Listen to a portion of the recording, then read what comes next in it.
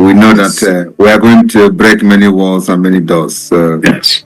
you have done a very good job, and do not worry about what the enemy says and how they will push their propaganda, and it is part of the game. So, you know what we do is that we use them for our own benefit.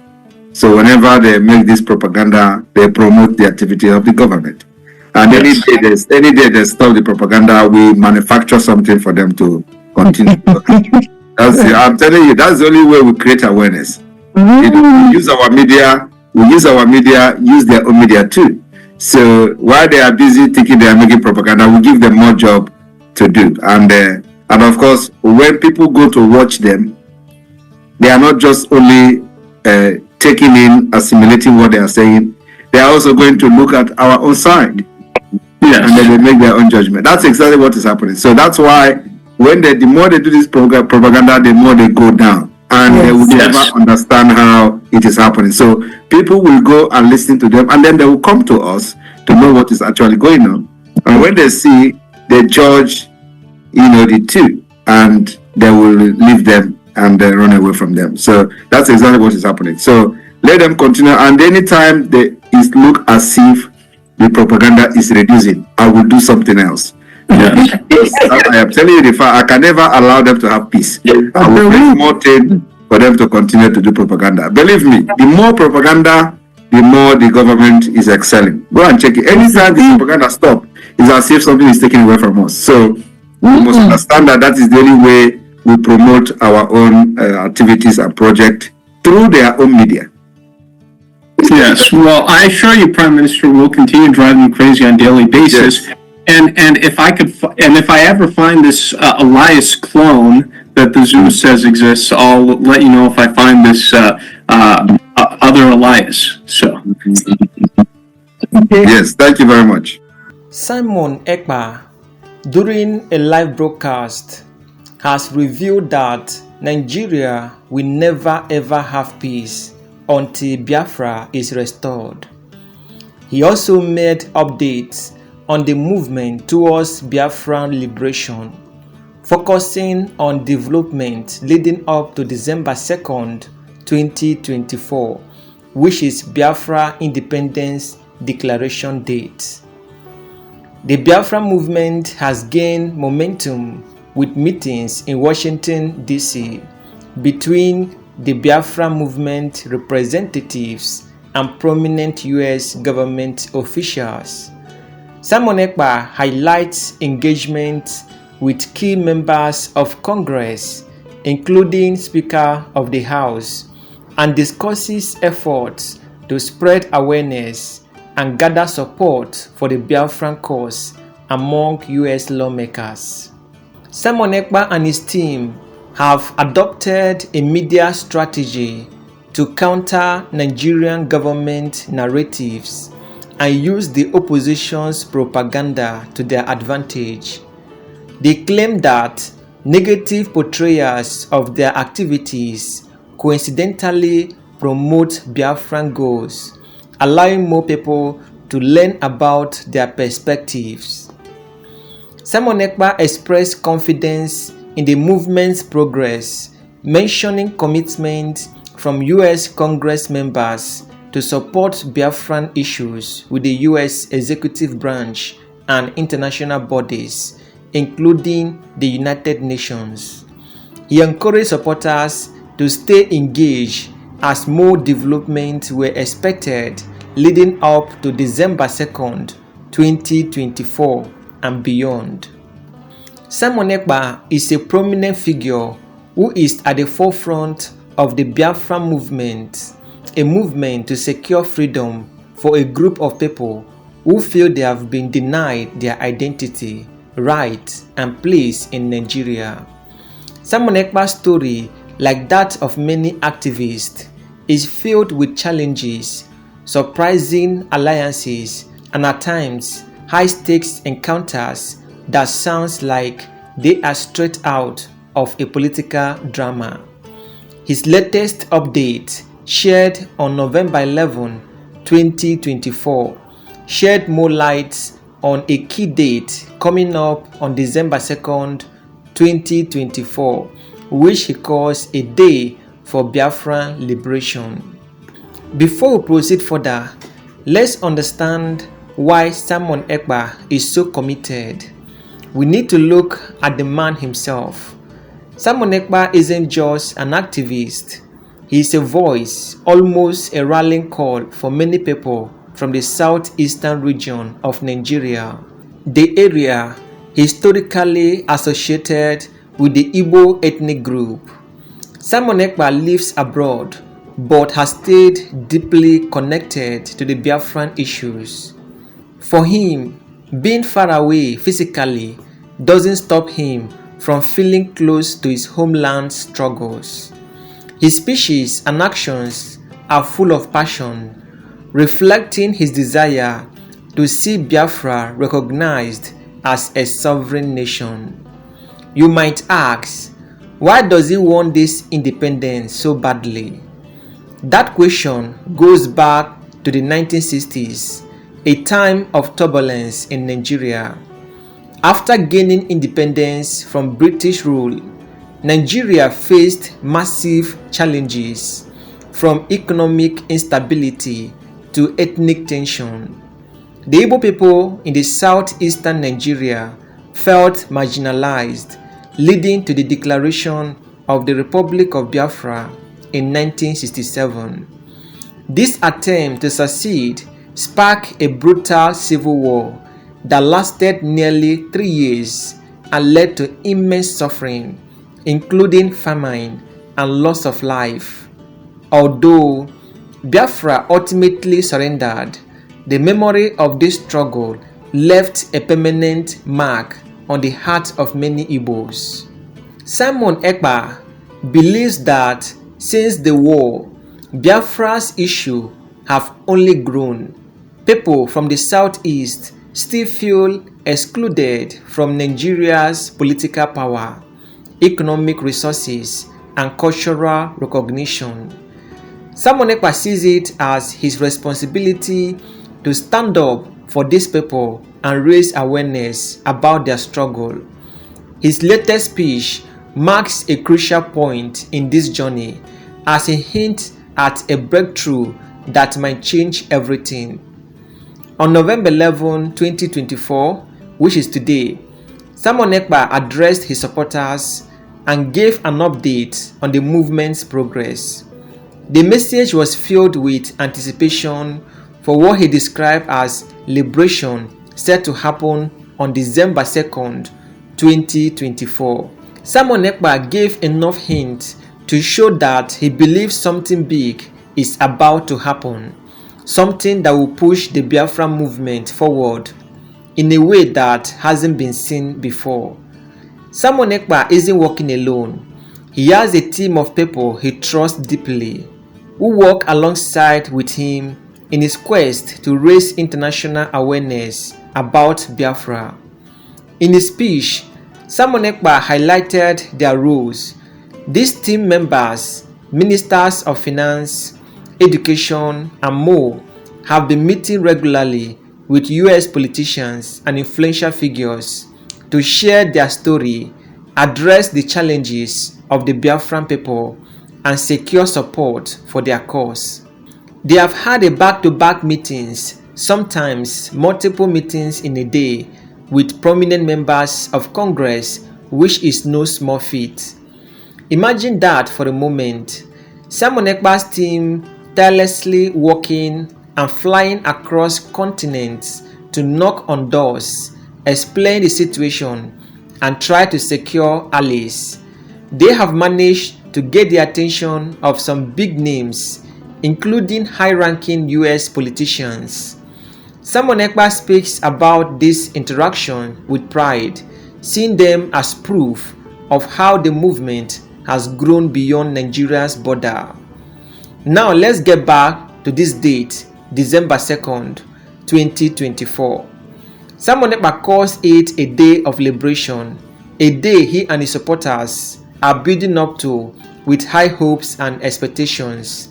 It is a date that, according to him, will mark a significant moment in the fight for Biafran freedom. He keeps the exact details under wraps, but his tone suggests a mixture of excitement and determination. December 2nd, 2024 seems to represent more than just an ordinary date. It is a call to action.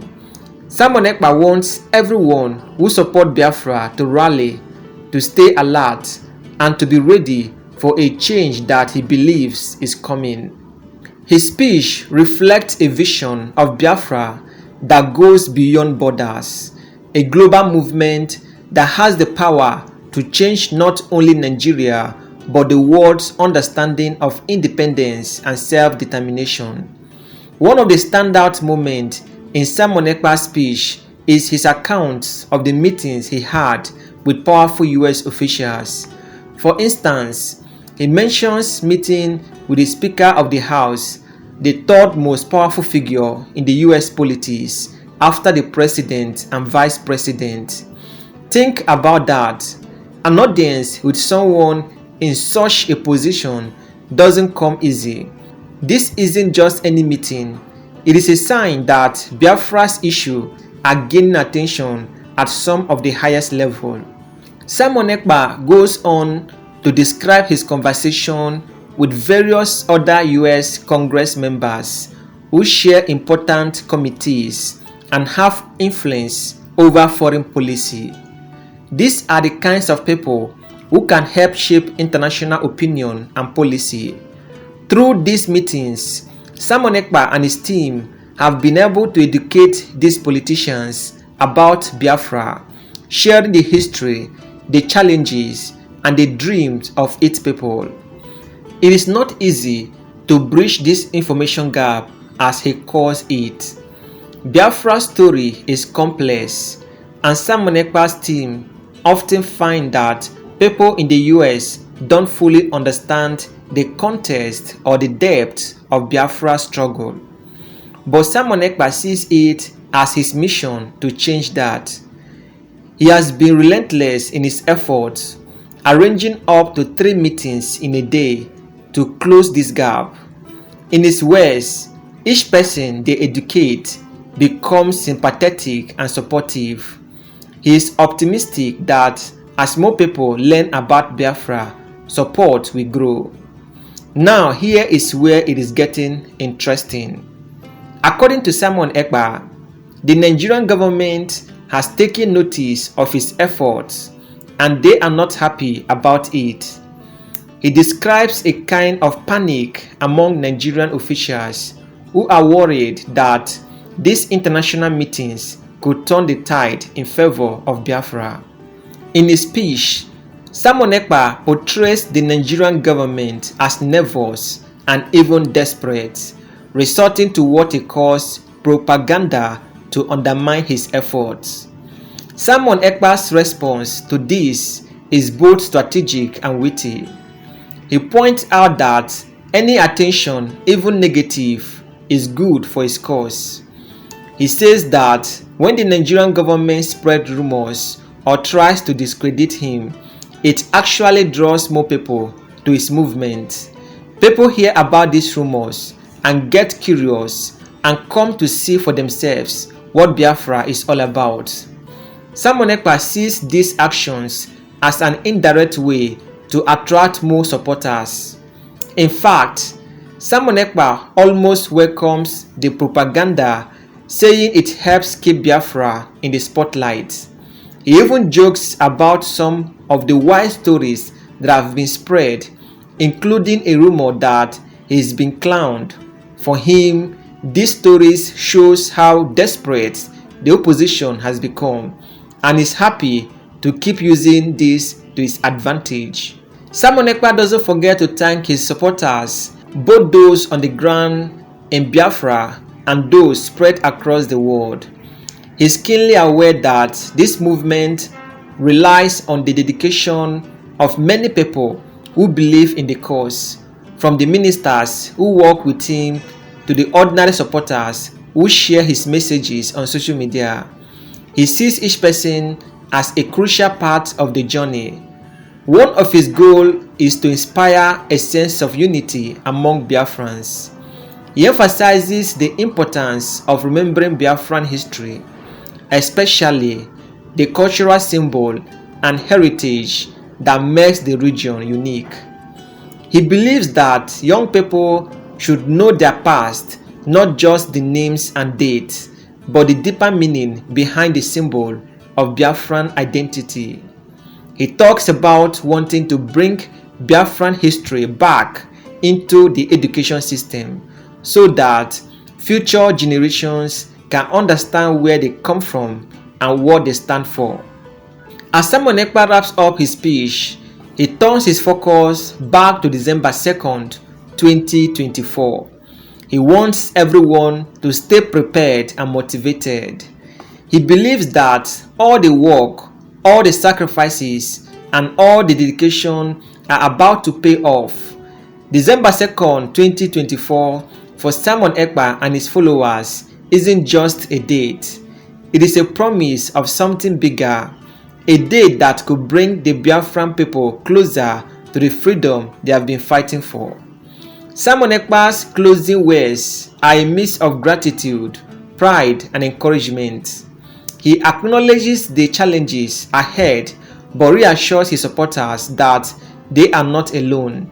They have allies in high places, a growing network of supporters, and most importantly, a shared belief in the vision of a free Biafra. For Simon Ekpa, December 2nd, 2024 is the beginning of a new chapter, one that he hopes will bring justice, recognition, and peace to the Biafran people. Thinking about Simon Ekpa's journey and the journey of the Biafran people, we see a story of resilience, hope, and unity. It is a story that goes beyond just one man or one movement. It is about a people's quest for dignity and respect in a world that hasn't always understood them. As December 2nd approaches, Simon Ekpa's message reigns clear. Biafra's story is far from over, and its future is still unwritten. I will play the video for you guys to watch and see for yourself. Thank you. 300,000 a jet from Mamazi Ifai Chuku. Akuna KFC limit here. Yeah.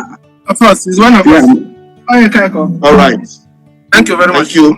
Hello. Okay. All right. We move.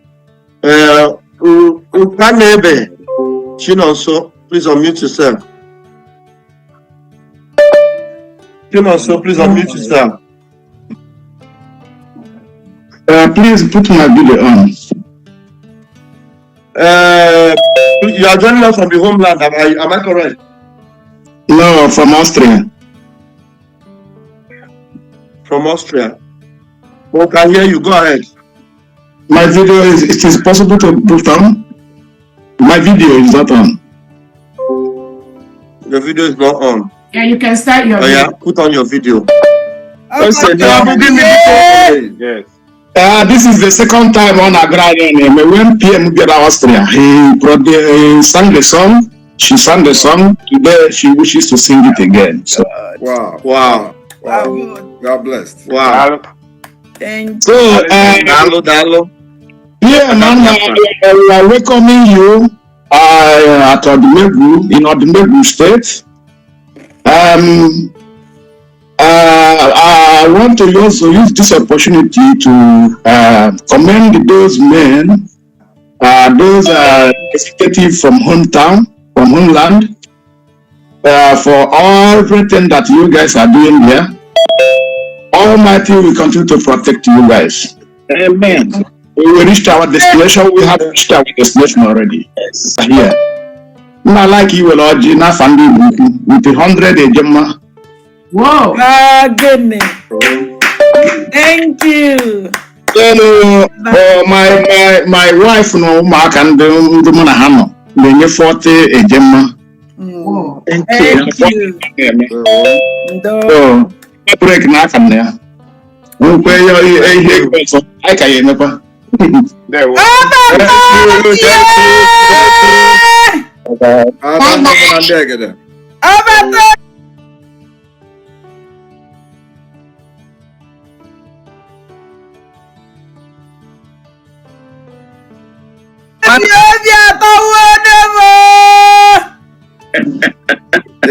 Odumegu is representing. Yes. Even onye kwuru okwu from Austria chetara m ihe Ben Enwonwu kwuru during the Biafra war in Lagos. Ben Enwonwu, everybody knows who is Ben Enwonwu, the legendary artist, right? When I say Ben Enwonwu, when you blow the bronze, the Buku bronze, right? Also, when I made an interview in Lagos during the Biafra war, that you can imagine, I bought my car. What is that car name again? Maurice Minor, I think. Oh, well, one car. Oh, well, is it? I don't know the name. Oh, well, one car. Oh, good that time. A sport car, not a Ferrari. But in those days, it is not a Ferrari. So see that even this is car now, he can't even drive it. You know, and I made a broadcast one time like that. I was analyzing that Ben Enwonwu's comment. But you know, great people, sometimes Nigeria use them. After using them, they regret ever being part of the Nigeria project. In those days in the school, everybody passed through Ben Enwonwu's work, Iboku bronze. But what Nigeria will not allow you to do is to allow the meaning of that bronze to pass through you. So you pass through Ben Enwonwu bronze, but Ben Enwonwu bronze will not pass through you. Because till today, many people do not know the historic correlation to that Iboku bronze. Till today, as I'm talking to you today, many of us don't know why is this Iboku bronze very, very important in the history of Nigeria, and in which subject was it taught then? Is it art? What is the name of the subject in those days? History, I don't know. History, right? History. Is it history? Either history or literature, yeah. No, it's not literature. I don't want literature is it literature? No, it cannot be literature. Is it literature? But anyway. Either history or one of Okay, them. nobody remember anyway. Okay, so anyway, so the point I'm trying to make is that, you know, Odumegu is a great state, and we have seen that. They represent and continue to represent, and they do big things. So apart from that, there are a lot of work to do in making sure that what shaped our history passed through us. Biafra government will restore this back to our school system to make sure this history passed through our children. Social studies. Somebody says social studies. Okay, anyway, it can be other social studies. I don't remember. But we, in all this bronze, Iboku bronze, Bini Kingdom, whatever, you know, in all those things, we don't have that impact of this history passing through us. But we want to learn that Iboku bronze was discovered or made by somebody called Ben Enwonwu. That's all. They want you to know that the person who made Iboku bronze is called Ben Enwonwu. That is the only question that comes to the exam. You will learn everything, and the only thing they will ask you, they want you to know is that it is Ben Enwonwu. He was promoted so well, but the reason behind the Iboku bronze was not meant to none of us till today. So since the Iboku falls under Odumegu, is a job I will give to the educational minister or commissioner or whoever that is in charge, that we need to start working on those historic things that we have that actually define us. So we need to know more about the Igbo bronze. It's very, very important. It's not just who made it. Everybody knows that. But what is so special about the Igbo bronze? What is the spiritual attachment to Igbo bronze? What does it, represent in our culture and way of life? Before the colonial masters came, we need to know about Igbo bronze. So when he says from Igbo, this actually reminded me that I need to make this particular comment. Thank you. Sometimes for 1 hour and a half, we've been educating these people extensively, most of whom were not aware or didn't have a nuanced understanding of the Biafra issue. Now they understand the Biafra issue. They want to do things to support us. We had 2 meetings with Speaker of the House of Representatives, and to encapsulate the importance of this, the Speaker of the House is the 3rd most important person in the United States government, behind the President of the United States, the Vice President. So not just one of the most powerful people in the United States, but in the world. We met with the top people, not just people in Congress, but top people in Congress, chairman of committees, chairman of the House Foreign Affairs Committee, Mike McCall, chairman of the Africa Subcommittee, John James. We even had a nice exchange with chairman of Judiciary, Jim Jordan, prominent personalities like Senator Ted Cruz.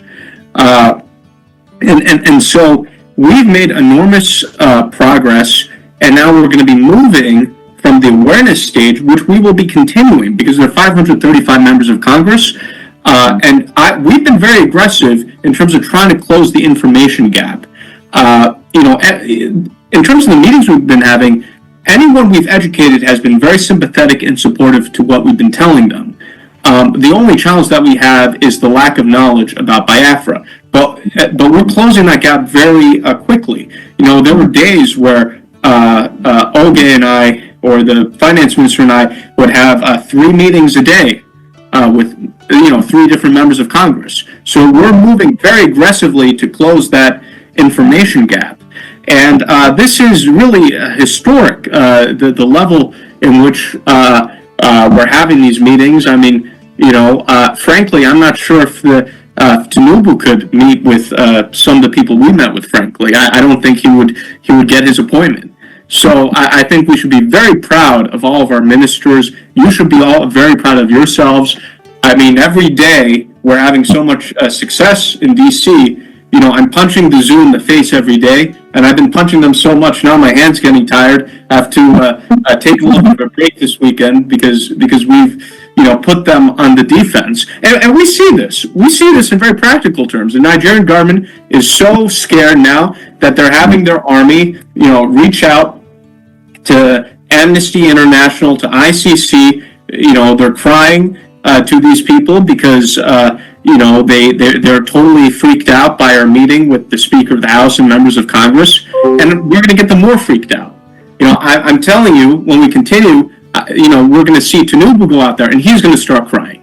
I said this from the beginning, that I'm going to make sure that he starts begging for help. So we're going to continue to press them. We're going to continue to give Zoo blow on a daily basis with our successes here in Washington. And, there's some major things that we're doing behind the scenes. We've gotten commitments from members of Congress. I can't go into all the details, but commitments from members of Congress to press the Biafra issue, both with the executive branch and also international bodies like the United Nations. So you should be prepared in the coming months to see some major movement as a result of the engagements we're having. And I just want to say also that, the members of our government, we have an amazing team here. I mean, the Minister of Finance, what a man of dedication. He's been, having all these meetings with me, coming to DC, taking the time, sometimes for the full day. We have Dr. Ngozi, who, we're working on a daily basis, right? Always having important phone calls. The Prime Minister, who's always working 24 hours a day. I don't even know if he is getting any sleep, So, we just have such an inspirational team that we have here. we're achieving a lot of very significant results. I think we are shocking not just Nigeria, but the world. And this will help us, in terms of getting that momentum when we hit December 2nd and beyond December 2nd. And so I think we should all be very excited. But we're not going to take a break or a rest in our laurels. We've had these great achievements this past month, but we're going to continue to ramp it up, continue to give very deep blows to the zoo on a regular basis. And trust me, you're going to continue to see them panic. You're going to continue to see them do more and more desperate things. And, we're not going to stop until victory is achieved, as I said in the beginning of this journey. So thank you. Again, I always believed that we would make a lot of progress, but even I have been pleasantly surprised about how quickly the progress has come here in Washington. So this has been a fantastic journey. I encourage all of you to follow our activities. Many of these meetings we're posting on X. So we're doing things unlike previously in a fully transparent democratic process. We're not hiding anything. The people we're meeting with, we're posting photos. We're also posting videos too, because some of our enemies from the zoo, they were complaining that these photos are photoshopped. So now we're also showing brief videos of these meetings. So they can't say anything. Now the zoo is so desperate, they're coming up with more and more crazy conspiracies. One conspiracy they made about me was that, Elias is a clone and the real lobbyist is somewhere else. This shows you how desperate the zoo is and how desperate the saboteurs are, that they're, resorting to all these completely crazy conspiracies. They just cannot handle the success that we're having. So, I'm very delighted with all that we're doing. I thank you for all that you do, because, you have been supporting our efforts, the Biafran people. So, thanks again, and I look forward to celebrating more of our successes together in Finland. So thank you, Prime Minister, Your Excellency. Thank you, ministers of the government, and thank you to everyone on the Zoom and the people of Biafra. And long live a free Biafra. Thank you. Thank you so much. Thank you so much. Thank you so much. Thank you very much, Elias, for that update. We're looking forward for even more better days ahead. We know that we are going to break many walls and many doors. Yes. You have done a very good job, and do not worry about what the enemy says and how they will push their propaganda, and it is part of the game. So, what we do is that we use them for our own benefit. So whenever they make this propaganda, they promote the activity of the government. And any day they stop the propaganda, we manufacture something for them to continue. I'm telling you, that's the only way we create awareness. We use our media, use their own media too.